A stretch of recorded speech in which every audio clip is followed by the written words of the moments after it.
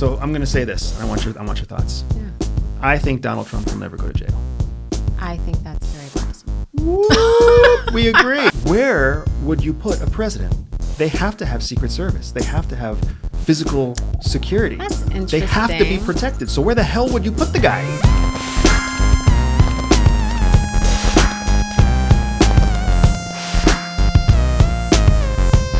The other day, we went to a pottery place with the kids. It was like one of those places where you buy the already made pottery and you paint it and they fire it for you and whatever. And the kids were so excited about it. We talked about doing it all day.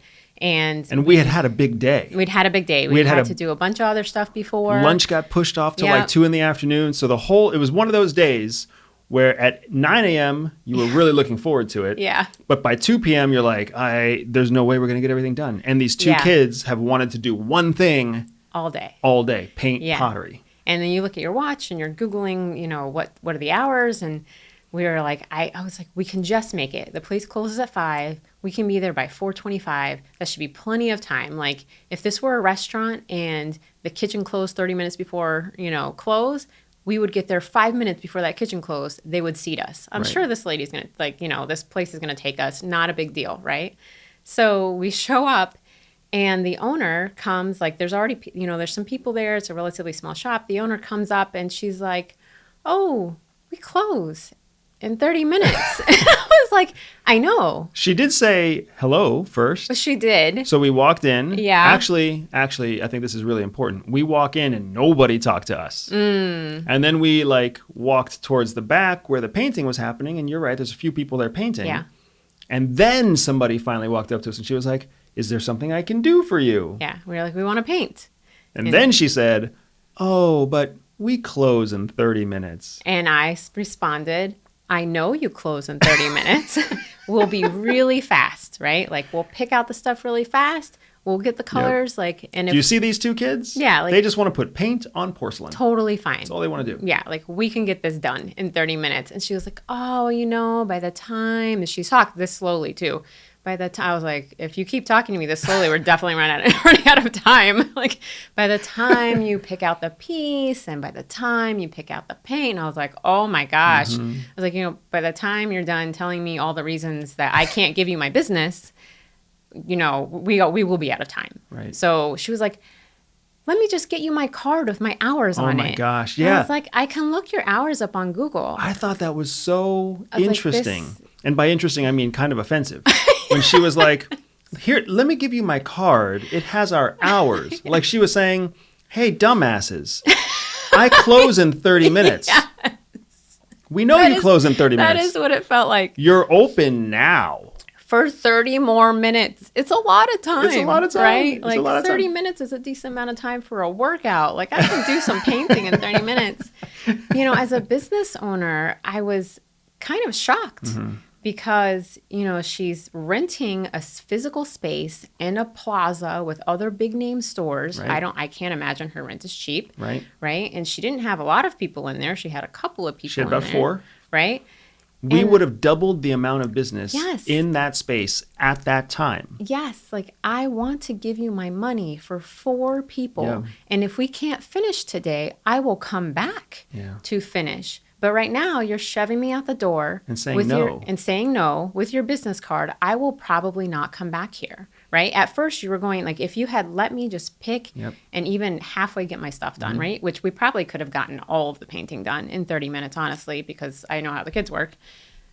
But even if I had only gotten half of it done, I would have had a reason to come back, right? I would have had some kind of positive experience with you to bring me back, to give you more of my business. But now I'm leaving empty-handed, and even worse, the kids are leaving empty-handed and disappointed. So that just, for anybody who's had disappointed kids, they don't let it go. Mm-hmm. They just hold on to it. So for the next 45 minutes to an hour, it was just, I was really hoping we could do pottery. I really wanted to paint pottery. Why couldn't we paint pottery? The place was, even our son was like, "I don't understand. It was open. Why can't we paint? It was open." And I'm just like, this feels like a Seinfeld episode. Yeah. I don't know why it was opened but closed. I don't get it. you're open but closed. Yeah. And you're not taking new business, but you still say open. The sign says, come in, we're open. Right. Then you should turn the sign and lock the door, whatever it is. And I think it's important to highlight here, right? Mm-hmm.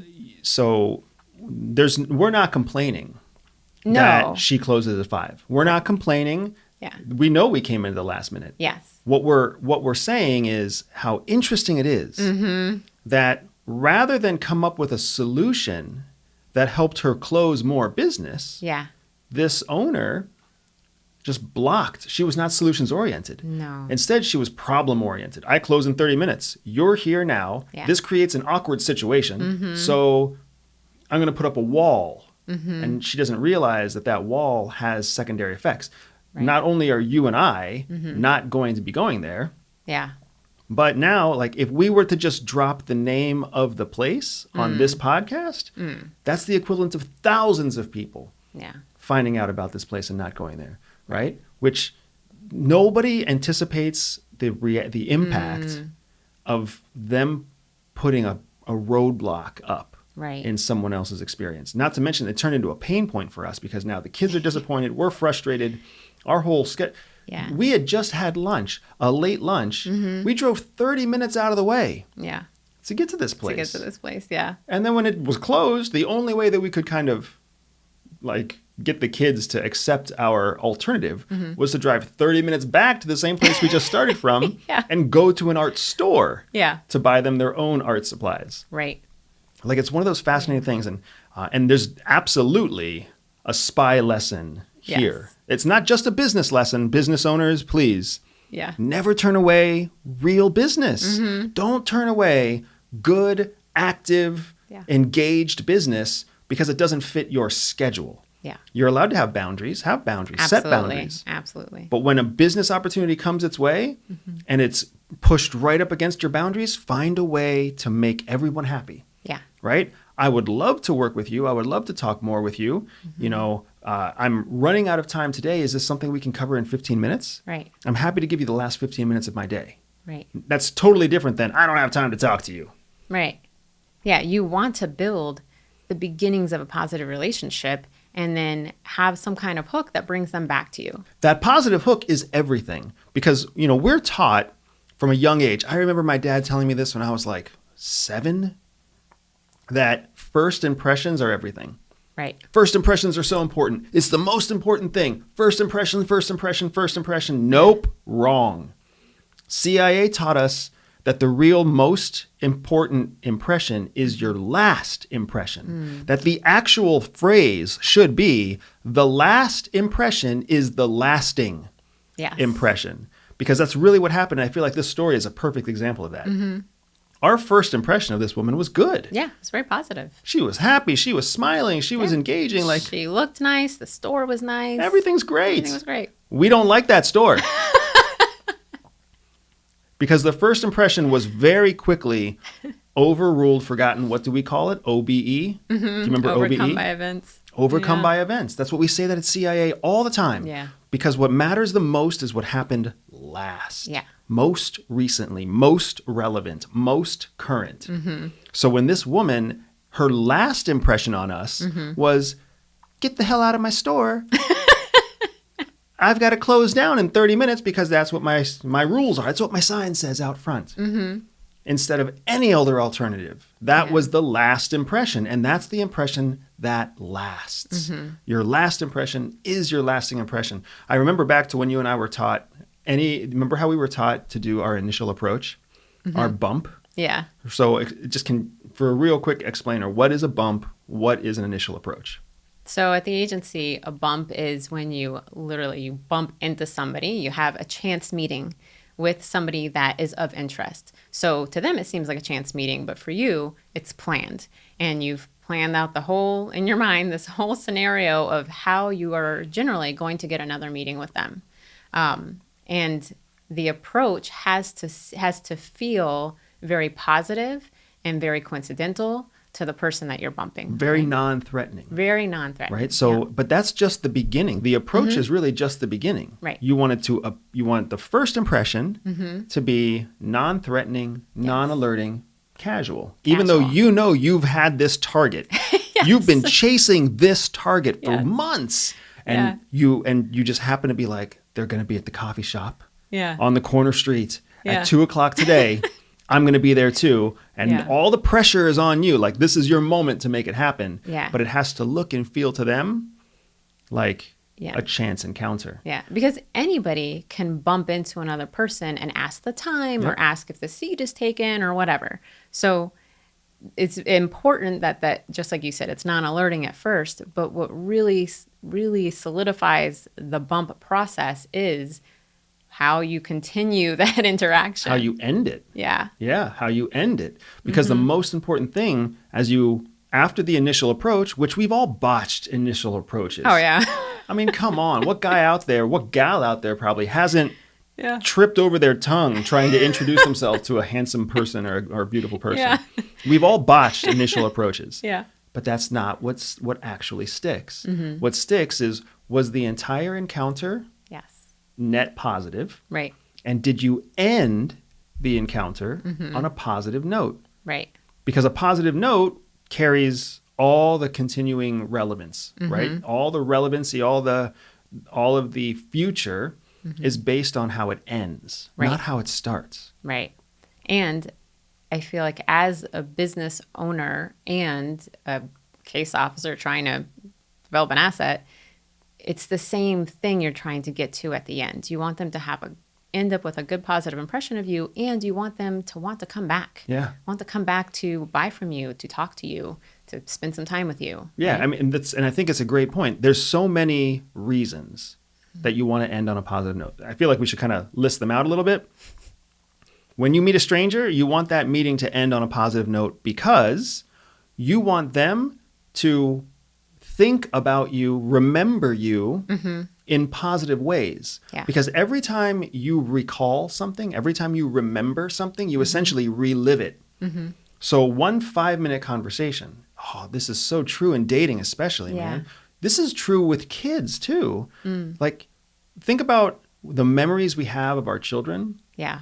The positive memories we have, we relive those over and over again. Yeah. Those moments that make us feel good, but that they actually executed. Yeah. Right? When our daughter does something sweet, when our son does something courageous, or when our son does something sweet and our daughter does something courageous, those create memories that we relive. Yeah.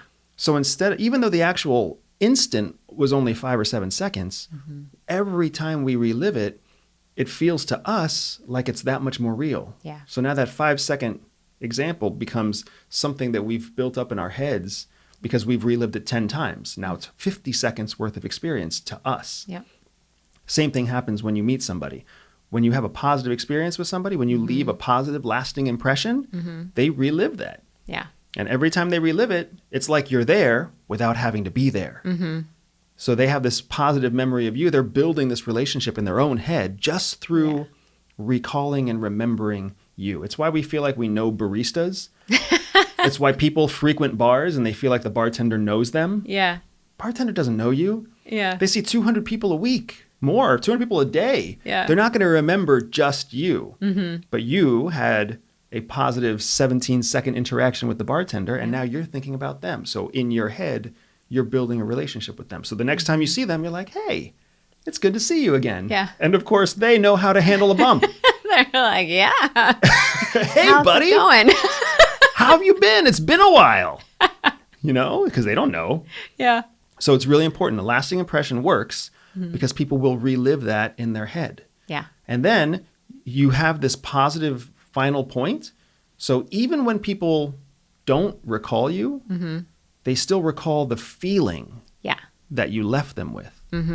So when you run into somebody in the future, even if they don't remember the details, they remember the feeling. Yeah, it's because the memory isn't going to be very specific. I remember I had a boyfriend once who, when we first met, our first encounter was this very positive, flirty experience. And he gave me his phone number. I called him. We set a date. And then I think the date was maybe like 3 days later. And for the life of me, I couldn't remember what he looked like. And I thought he was cute, right? So I trusted that. But I couldn't picture his face at all. And I thought, oh my gosh, we're meeting somewhere. Like, what if I don't recognize him, right? Because I can't quite recall what his face looked like. But the first impression was so positive that I followed up with a phone call, followed up with a date, and I still went there. The last impression. Sorry, yeah. The last impression was so powerful. Yes. You couldn't recall the face. Yeah. But you could recall the feeling. Right, exactly. And that's how we work, right? The emotional brain is so powerful, and that's what CIA teaches us. Yes. You don't deal with people logically. You deal with people emotionally. Right. Because the connections, the neural links in the emotional, creative brain, in that right brain, they're so carnal that they rule. They just rule over your logical mind. Your logical mind takes a long time to process. Your creative mind processes almost instantaneously. Your logical mind is constantly trying to prioritize and isolate. Your creative mind is blending and combining. Right? So it becomes this incredibly powerful tool. If you understand, first impressions are bullshit. Last impressions are the lasting impression. So if you can just, if you make it your mission in personal life or business life, always leave people with a lasting positive impression, they will come back. They will come back. They will favorably remember you. And that ties into what you were saying about being solutions oriented, because it's not just the business owner, it's anybody. The idea of being solutions oriented is giving somebody the positive feeling that you care about them, right? And it's the feeling that they get from you. Like, you might not actually be giving them the greatest solution. You might not have a good solution, but if they feel like you're trying, then they feel like you care and they're feeling, right? And that's what they remember at the end. That's what they remember. Because those conversations about problems usually end with either a solution or a restatement of the problem. I remember all those conversations, not just at the agency, but also when we left CIA and went into corporate world. People would leave like, hey guys, we have a problem. And then crickets. Nobody would say anything. Does anybody have any idea how we got to this problem? Everybody had an idea how the problem happened. Oh, Betsy didn't do this and Jimmy didn't do that and nobody checked this and nobody checked that. Problem. How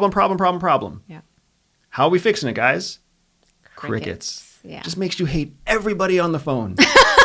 Until the friggin' intern chimes in and they're like, well, I could probably make a spreadsheet that gives everybody an opportunity to see all the problems. And then the manager's like, yes, that's a great idea. And then who does the manager remember later? That intern. Who tried. Who cared. Yes. Exactly right. The last impression. Yes. The last impression is everything. I think this is really relevant because one of the best last impressions that constantly tops headlines is Donald Trump. Donald Trump, who constantly makes headlines, who very rarely has anybody ever complimented him for first impressions. But yet the guy has so much media pull, so much frenzy, so much support, so much interest, so much outrage. People keep talking about him because his last impressions always last. Well, and his last impressions trigger this range of emotions depending on who is listening to him. So it's, the emotion of like, yeah, I'm with you, or it's the emotion of you're such a horrible person, or it's the emotion of, yeah, he's going to get his. I mean, it's these very powerful emotions that he triggers. And because those strong emotions are triggered by those last impressions, he just continues to be top of mind. Yeah, exactly. So people, whether they love him or hate him, they keep talking about him. They keep recalling him. They keep remembering him. The dude hasn't been president in 3 years. And he still gets tons and tons of coverage. The most recent news has been about his indictments. His newest indictment. Is it 2 indictments or 3? I think it's the 3rd. I think he's been indicted 3 times.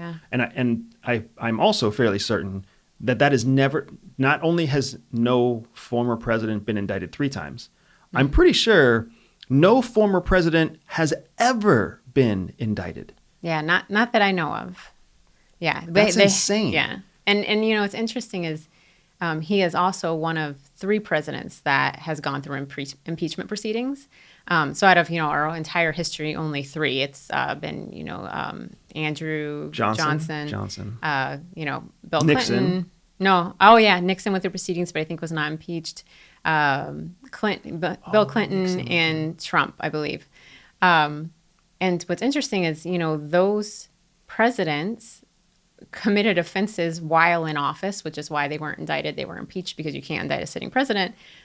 But Trump has this world outside of politics, which makes him susceptible to being indicted for other things. Yeah, outside of the presidency. Right. So, I mean, whether or not somebody does something wrong in office, most presidents don't do anything out of the political realm where they could be indicted for, business dealings or whatever it is that. Hush money. Yeah. I mean, Trump's an unusual. Yeah. An unusual person in this role, in this field. So I actually want to, I think it's worth it to dig into what is an indictment. Like what are the proceedings that keep making headlines that people keep talking about? So my understanding, and I am very layperson, I hated studying law.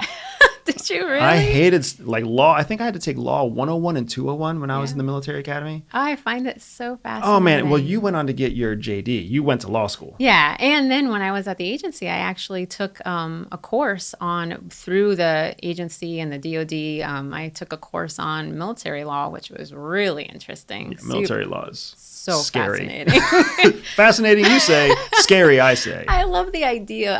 It's funny because in the CIA, you live in the world of gray. Yeah. But military law is so black and white, and I really am drawn to this idea of black and white. It's so simple, so clean, dangerous. Like applied mathematics, right? Applied mathematics is not simple and clean. What? Are you Numbers kidding don't me? lie. Yeah, but how do you apply them? There's a reason that's like the world of quants and geniuses, because it's not easy. But nevertheless, I think you're the perfect person to ask these questions to, right? My understanding is that an indictment is really not that big a deal. Basically, a group of, is it attorneys or people? A group basically says, we think there's enough evidence that this could go to court. Yeah. But that group is not bipartisan. That group is not selected through a process like a jury. It's a grand jury. It's a grand jury. How does it work? Yeah. So prosecutors, there are lots of things that people do that could be taken to court, right? But prosecutors there's only so much time and enough and money and whatever. So they go through this process where they get a grand jury. So it's a jury of, your peers. They go through the whole jury process, but it's only the prosecution showing the evidence. So the prosecution is showing evidence to this group of, this jury of your peers, saying, this is the evidence we have. Here are some witnesses that we want you to see, that we want you to hear from. And then you guys decide, just a simple majority, right? For a criminal case, you have to have, everybody has to agree. But for an indictment, you just have to have a simple majority, right? 51%. Yeah. Is there enough evidence to bring a formal charge? So with an indictment, you have one side of the story, the prosecution. Yep. A simple majority of a grand jury. Yeah. And is the grand jury picked? Well, it's not picked by both sides. Like a normal jury is picked by both, like the defensive counsel and the prosecution both have a say in who makes the jury. Yeah, there's a jury selection process, but yeah. It's just selected by the prosecution. Yeah. So it's prosecution driven, one-sided evidence. They pick who votes, and then a simple majority raises their hand and says, yes, we think there's enough evidence. And then boom, you have an indictment. Yeah, and then that's the indictment. And then once the indictment is made public, then the all of the evidence that the prosecution has is then shown to the defense. And then at that point, there's this, so an indictment is a step, right? So it makes headlines. But after that, once the defense sees all the evidence, the first thing they try to do is have the case dismissed. Yeah. Right? Say, oh, this is malarkey. And we've seen that. We've seen that dozens of times. And so, the very next step could be a judge dismisses the case. Yeah. Or the very next step could be the judge doesn't dismiss the case, but it's months and months of attorney wrangling. Yeah. Fighting over procedure and fighting over what evidence is allowed, because just because there's evidence doesn't mean it's allowed, right? So with the 3 Trump indictments that we've seen, what that means is a one-sided conversation was built. Yeah. A one-sided of evidence was shown to a biased grand jury who then said, yes, we think that there's enough evidence here. So boom, there's an indictment. Now the court dates that apply have all been months in advance. I mean, the earliest court date, I think, is December. Yeah. I think the second court date is March. And even then, those court dates aren't firm because the time between now and then is when deliberations happen, attorney wrangling. There's all this administrative and procedural stuff that happens before anything ever gets to court. So cases could be dismissed in this period of time. Defenses could build a defense that makes a judge not even want to take it to court. Like all sorts of things. The prosecution can withdraw their case if they want to, too, right? All of these things could happen between now and the court dates themselves. So it's no smoking gun. It's no smoking gun. It's not a conviction. It's not the end. It's important because no former president has ever had it happen before. Right.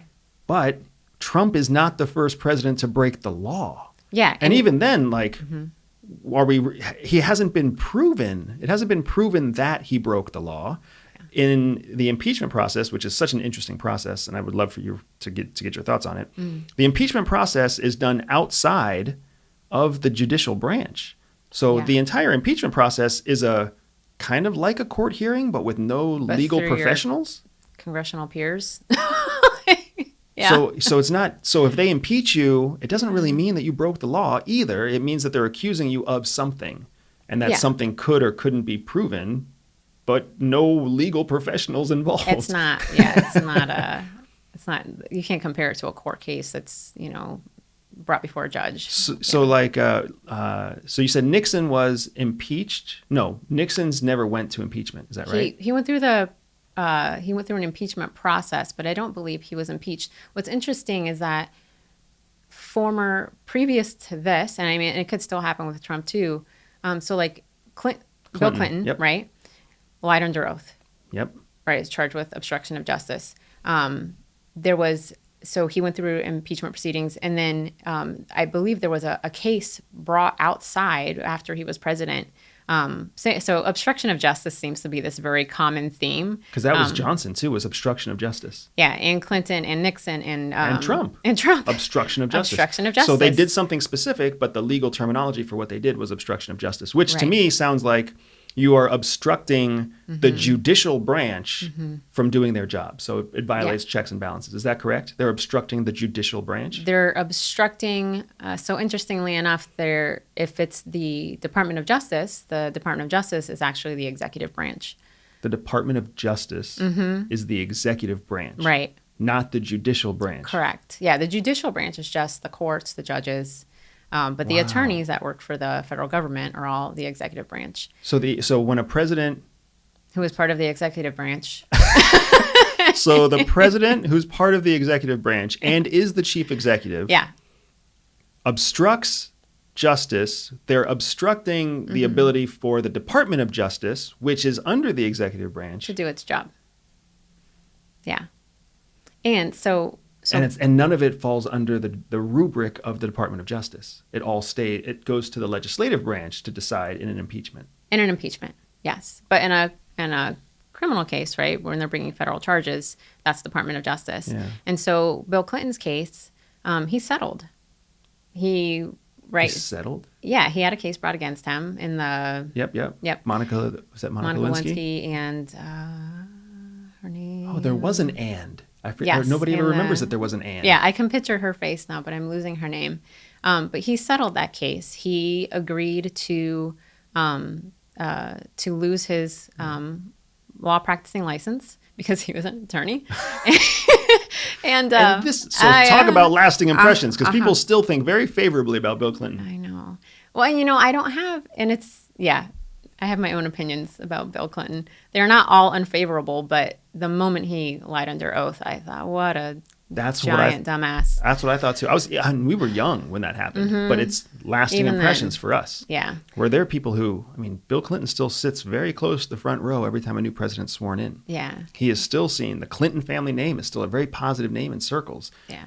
Completely forgetting the fact that when he was president, he lied under oath. Yeah. He was an attorney, sworn to defend and support the Constitution. So, but the thing there's, even with Trump's indictments, it's not necessarily going to. It may not go to court, You know, it may be dismissed. It may go to court. He may be convicted of something. He may have to pay a fine. He may have to go to jail. He may make a plea deal. Yeah. Any of those things can happen. So I'm going to say this, and I want your thoughts. Yeah.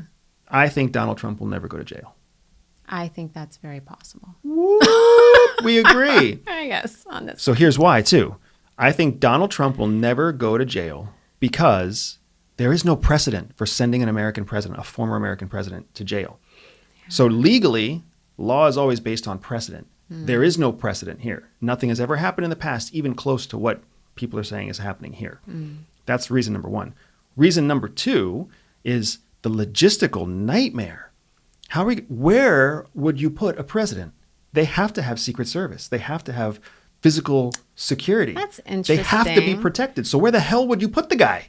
Yeah, what federal prison would you put him in when he's required to have Secret Service? Yes. So even if you could make a case that passes through the court system, which I don't think you can on Donald Trump. I think it's going to be very difficult for people to make a compelling case that puts the guy in jail versus a plea deal or something else, right? Even if you do, the judge who sits on that court is going to have to be thinking, like, what am I going to do with this guy?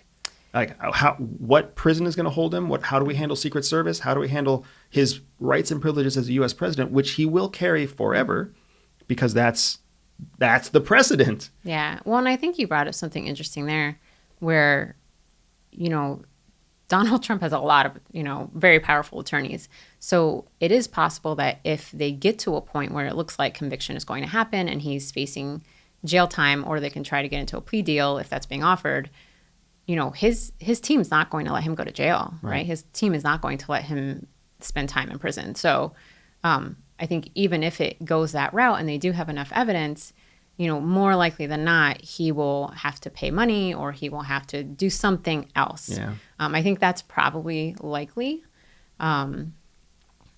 just because that's, oftentimes it's how these things work. And that's what nobody likes to admit. And that's the third reason. The third reason I believe Donald Trump will never go to prison is because it would essentially be a stain on the democratic experiment, the democracy experiment that is the United States. Because it would prove that our system is not flawless, that our system is not perfect, that our system is not the best system, that our system still allows for corruption, abuse, et cetera, which we all already know because we have seen it in the past. We've seen systematic corruption and systematic abuse of power in other presidents. It's just that when you combine Donald Trump with where we are in history and the availability of technology and 1,000 other factors that make for this perfect storm, if Richard Nixon were to be president right now in today's age, the same shitstorm would happen. Yeah. If Bill Clinton would have been president right now, the same shitstorm wouldn't have happened, right? We would have had multiple indictments and multiple investigations and whatever, like this incredible amount of attention. And what we never talk about is the insane amount of taxpayer money. Oh, yeah. That's being spent in these investigations and these countersuits. And oh my gosh, we're just burning money trying to trying to win an argument of polarized left-leaning and right-leaning extremists. Like, it's insane how much money is being spent in these investigations over and over again of a former president. Like, let the law do its thing, and let's focus on the current let's have the current president and legislative branches focus on legislating, not trying to dig up crap in the past that spends a bunch of money. So if Donald Trump goes to prison, which I don't think he ever will, it will be a demonstration of how we are not perfect, how the United States, who's framed itself in the entire international community as this beacon of freedom and hope and a system that's beyond issue, the ultimate system. Our system is better than yours, communist countries, and our system is better than yours, kingdoms and fiefdoms and whatever else. No, it's not. If somebody can actually systematically abuse their way to the top, then your system can be played. And that's an acknowledgement that I don't think any senior leader in the United States ever wants to make, because that brings question into every president who has ever been president and who will ever be president. Yeah, it's interesting because I kind of disagree, I think, because I think it's important to indict people. Indictment's important. No, I mean, I think, if you actually committed a crime, it's important that you fall under the same laws that everybody else falls under, right? You are not exempt. When Bill Clinton lied under an oath, he not exempt, right? Just because you're the president, you're not allowed to do these things. So I feel like it's a good trend that, in theory, regardless of your position, you are able to be called to the table for things that you did wrong. I agree. Right? I think that's a good thing. But I may possibly agree that it could be kind of a slippery slope to open. I mean, because lots of people in power do lots of wrong things. So it could be a slippery slope that suddenly opens up all these investigations and lawsuits, and then that interferes with the workings of the government. And our freedom possible doesn't seem so free anymore. Yeah. And our democracy, and the fact that democracy is the best version of civilization, all of a sudden that comes into question. Yeah, it creates chaos. It's that very same democracy that makes it so that people actually do get exemptions. Bill Clinton was exempted, right? Richard Nixon was exempted. Yeah.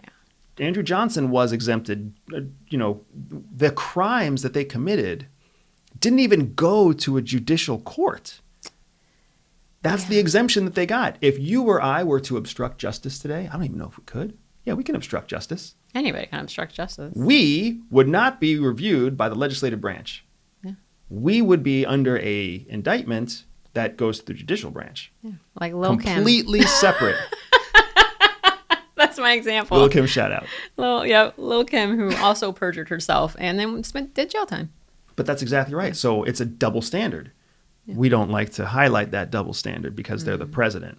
The president is a public servant, and they do this and they do that, and they deserve certain exemptions. Yes, I agree with that. And yes, it's uncomfortable for people to accept, right? Yeah. The president is the freaking president, man. Yeah, I mean, there's stuff you just can't do because of the seat that they sit in, the chair that weighs them down, right? There's sacrifices in that office that have to be made. It's the same reason CIA is the same way. When you're a CIA officer, I think you had to do it too. You had to get professional liability insurance. Yeah. Because just executing the oath of the office in which you are accepting, you might break laws. Yeah. So you need to have protection when you break those laws. Mm-hmm. So in no way am I saying that Trump has not broken a law. Mm-hmm. But what I am saying is that any law he has broken, even if it goes all the way to court and everybody says he's guilty, he's never going to jail. Because it's just the American system can't handle it. The actual jail system can't handle it. Mm-hmm. And I don't think that there's the evidence in place to be able to set a precedent that convicts a former president. Yeah, it'll be interesting to see. I think I do agree with you. So it'll be interesting to see how it plays out. Well, I like that you agree with me now, but just a few minutes ago, you were like, I sort of disagree with you. Why? I agree with you on the Trump is unlikely to go to jail. This is a very married person disagreement right here. This is a very married person approach. I agree with you, kind of, sort of. I agree with you on this one small thing here. I don't want to fight with you all day, so I'm going to agree with you on this little thing. I want to like you later, so... You said that to me. I thought that was brilliant when you invented that saying. I want to like you later. It's like, why do you want to like me later? Yeah. Oh, I want you to like me later, too. Yep.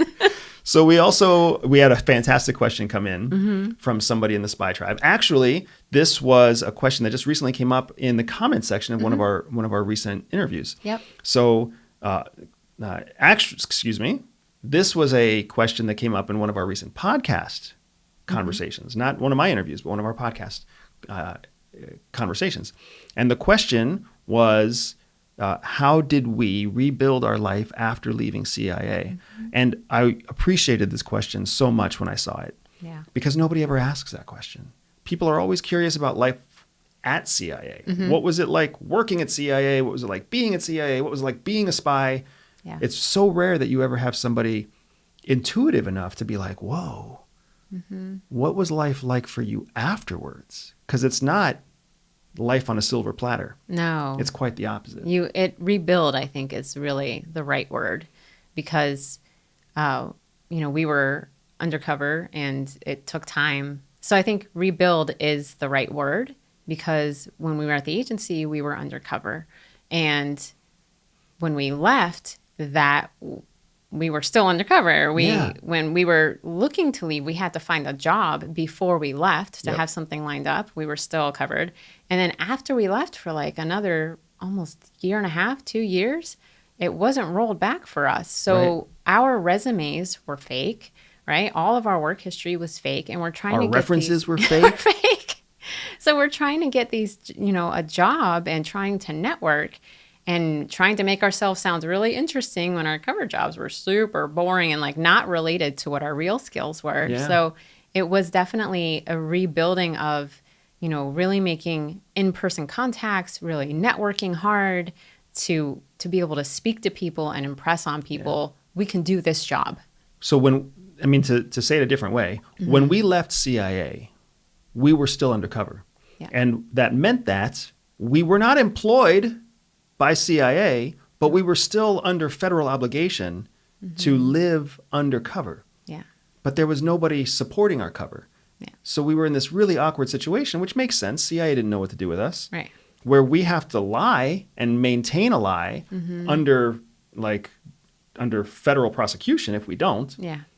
But it was still a lie. Mm-hmm.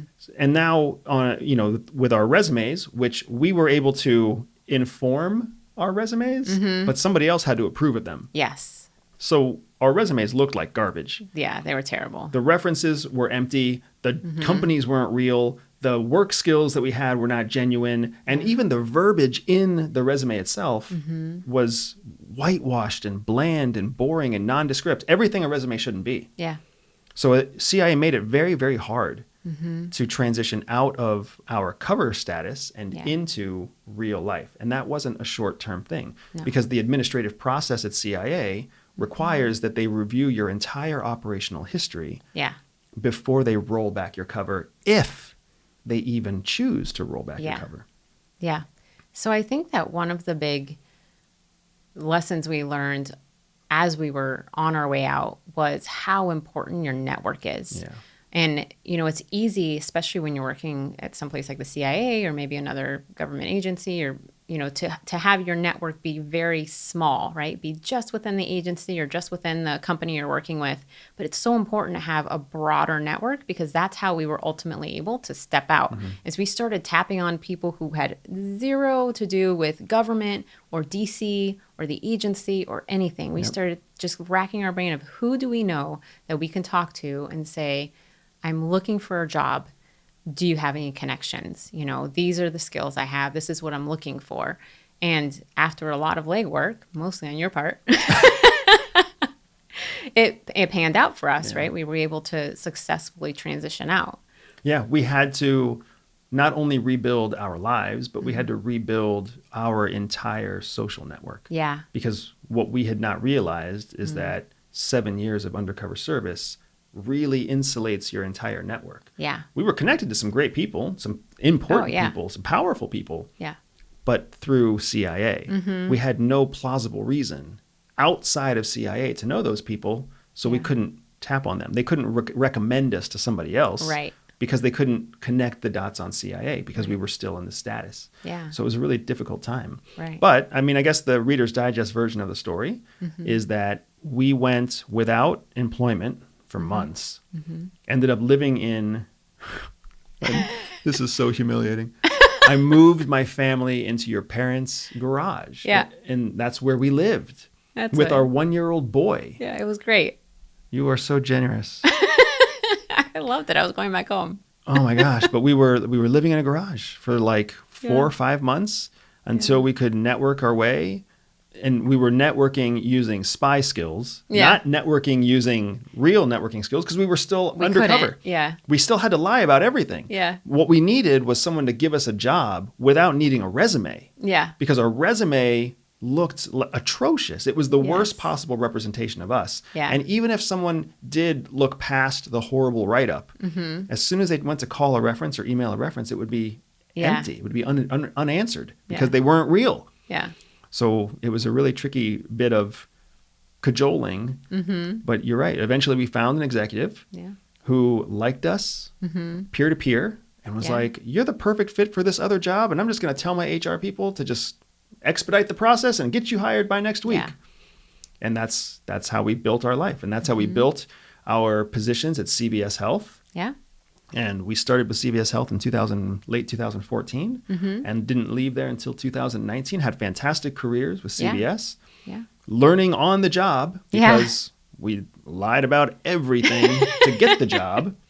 Except our basic skills. I mean, that's the thing, true. you know, I mean.